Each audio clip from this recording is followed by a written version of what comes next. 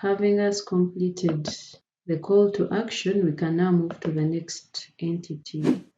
So the next entity is now going to be the account types, such that we ensure that we do have a table for the account types that are going to be used by different clients or members. So each account type has an ID, the title, the description, and an image. So I'll first of all confirm that with our ERD. And with our ERD, you can see that we do have the account type. And yeah, that is okay. So I'll have this worked on as well. And first things first, we are going to first of all have the migration file and the model.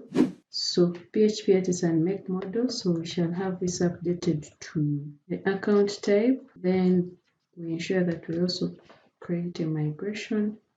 So once that is done, I'll just copy these and make use of them in our account type. So each account type is going to have a title, the description, and the image path. So this will be updated to the title, and the title must be unique, that's true. Then the description, so I can go ahead and remove this heading field. Then we need the description and the image. Then we also need the timestamps. So the image here, it's being stored as the image path. So I'll have this updated to image path. Then if this is it, you can go ahead and migrate. So I'll run PHP artisan migrate, then it will go ahead and have that table as well migrated. Then I'll ensure that our model is also up to date. So I can copy this up and now first close all saved. Then open up the account type model. Then so the account type is going to have the title. Oh my bad, we actually had it. So the title, the description, and then the image path. Title, description, and then the image path. So if that is the case, then we can ensure that this table has been migrated. So you can see that we do have the account type table also migrated, and when you confirm with the structure, this is true. And then back to our bread.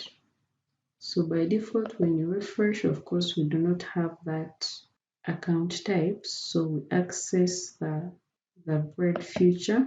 So we access the bread feature and you go ahead and add bread to this table.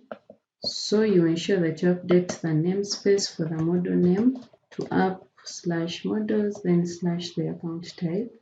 And you can also try to add server-side pagination to ensure that we do not fetch all the account types at once when we make a request for fetching them. That is in case we have a number of account types.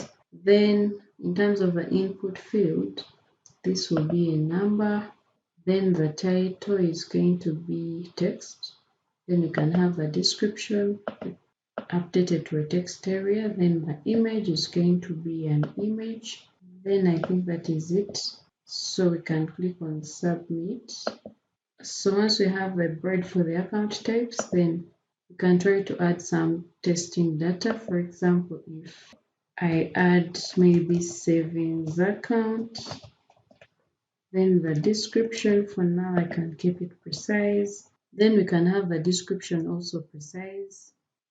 Then we do need an image, so can have this precise too. I can just copy and paste what I do have here and save for purposes of testing. Then if we do have this, which is okay, we can view, we can edit, which is okay. We can also do a bulk delete, and yeah.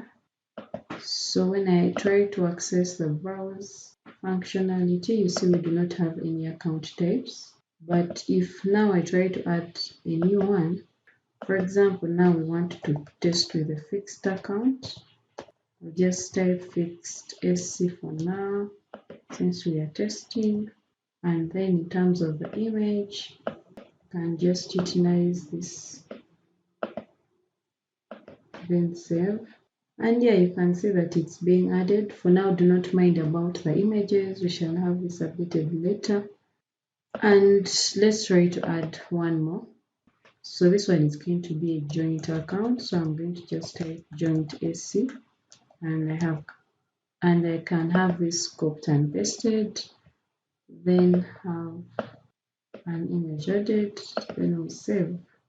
Yeah, so you see that the data is also added. Then we can also try to test searching, but of course for now searching is automatic because we only have 2 entries. So I'm pretty sure it also works.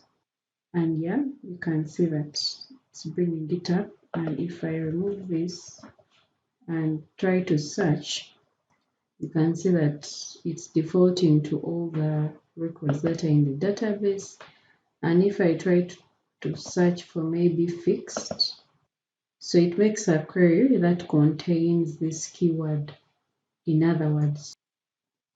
So it's really a nice framework because most of the times you could now have to add the functionality of how we search, then again working on the user interface. But of course, yeah, I know if you're a beginner, most of the times you could not find this that much helpful because of the fact that it's going to create a lot of abstraction.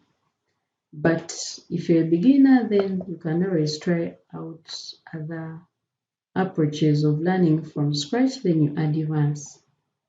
But for now, this is it. So before we continue, I'm going to first of all track my changes with GitHub. So if I type a git status, so you can see that I do have untracked files for the call to action and the account type migration file and model file. So I will have this added by running a git add, then I will commit, git commit, worked on migration file and model for account type and the call to action. Oh my bad, so I haven't passed in the option for the message. So I'll have this updated very fast to -m, then enter. So when I type a git status again, you can see that I have committed. So I'm just going to go ahead and push to my master branch. And when I confirm my changes, so when I try to access the database, then the migrations, you can see that call to actions is there, then the account types is also added there. So then of course the models are also there. When I try to confirm that, you can still see that the commit is also pointing to it. So models, call to action, then the account type. Yeah, so these are already tracked and that is okay.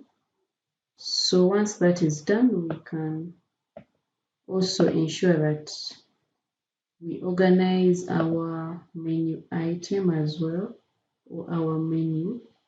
So we are going to have a call to actions added under the general pages and the account type, and the account types are now going to be part of the services. So I'll go ahead and access the menu builder, and on the menu builder, we are mostly interested in the admin builder.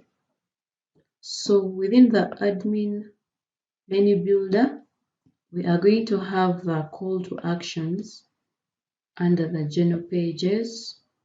So I'll drag and drop the call to actions menu item. The account types are going to be part of the services for savings.